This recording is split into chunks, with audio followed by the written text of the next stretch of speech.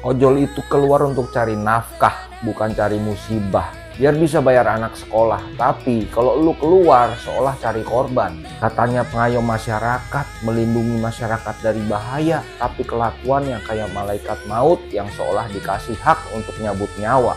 Katanya seragam itu adalah lambang negara. Tapi hari ini lu lindes rakyat yang sejatinya dia adalah si pemilik negara. Gitu aja terus. Kalau dikritik bukannya berubah tapi malah milih emosi. Malah milih untuk tersinggung. Habis itu melakukan intimidasi dan minta si pengkritik untuk minta maaf lewat klarifikasi. Gitu aja terus. Setiap ada masalah, ada kasus, saling menutupi, saling melindungi. Ya tapi rakyat bisa apa? Rakyat cuma bisa teriak nggak terima. Tapi ya nggak bisa apa-apa. Gitu aja terus Pak. Rakyat bukan pengusaha. Jadi kayaknya nggak ada harganya. Kemarin di Semarang pelajar.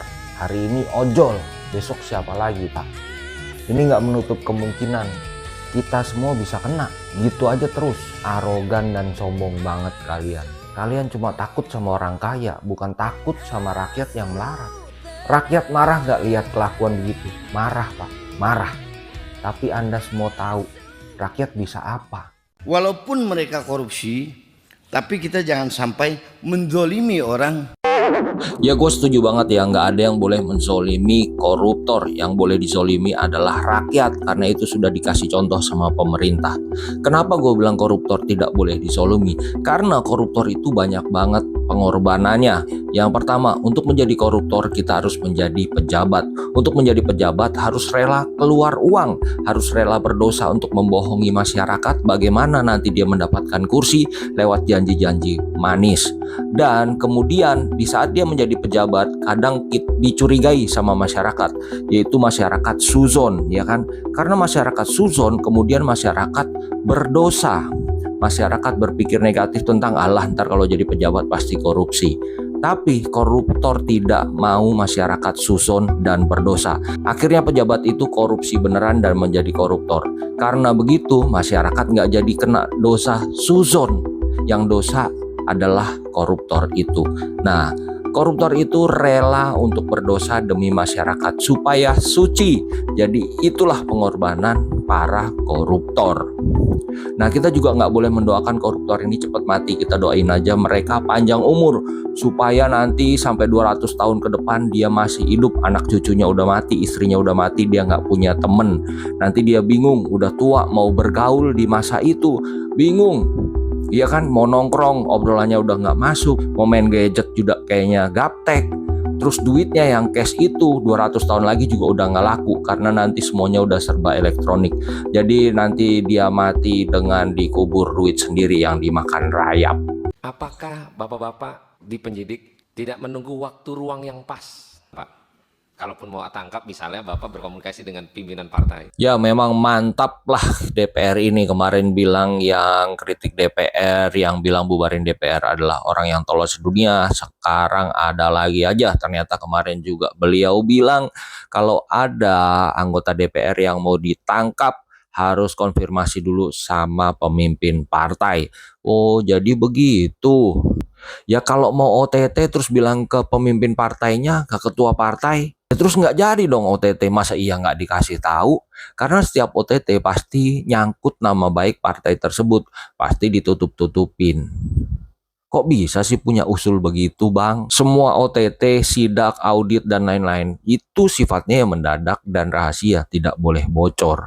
Kalau bocor ya semuanya ya percuma.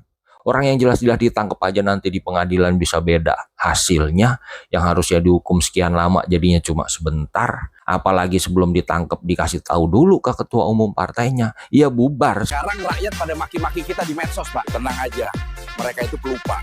Besok kasih 100.000 aja nyoblos kita lagi. Ya saya setuju dengan video yang tadi dibuat walaupun itu AI, tapi itu sangat nyata. Masyarakat hari ini maki-maki DPR katanya inilah itulah, tapi nanti begitu pemilu dikasih duit 25.000 semuanya lupa, semuanya dicoblos ya. Jadi nggak ngeliat lagi tuh backgroundnya kayak apa, entah dia pernah korupsi, entah dia nggak bener. Pokoknya kalau datang bawa duit langsung dicoblos. Jadi nggak sepenuhnya juga kesalahan anggota DPR. Ini ada kesalahan dari masyarakat juga, karena masyarakat nggak peduli dengan masa depan Indonesia, hanya peduli saat itu aja. Ya misalnya dikasih duit ya terima aja, cuma nyoblosnya ya jangan, nggak usah. Emang ketahuan apa di saat masuk ke bilik terus dicek, nih yang nggak nyoblos siapa? Kan begitu nggak dicek. Ambil aja duitnya, tapi nggak usah dicoblos gitu.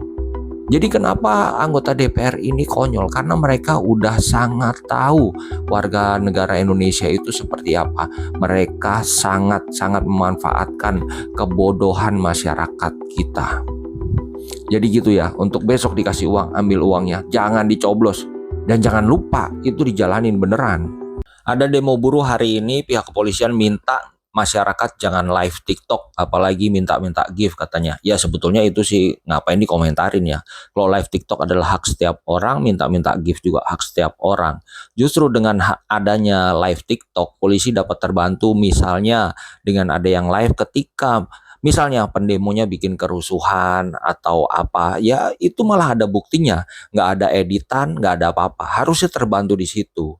Atau misalnya ada anggotanya yang nendang-nendang pendemo, bertindak anarkis ke pendemo, sadis ke pendemo, nah kan justru sebagai atasan enak dibantu untuk ngawasin secara langsung, bukan malah melarang. Nah katanya yang live nanti akan dipantau, nah terus kalau dipantau terus mau ngapain Pak? Mau ditangkap?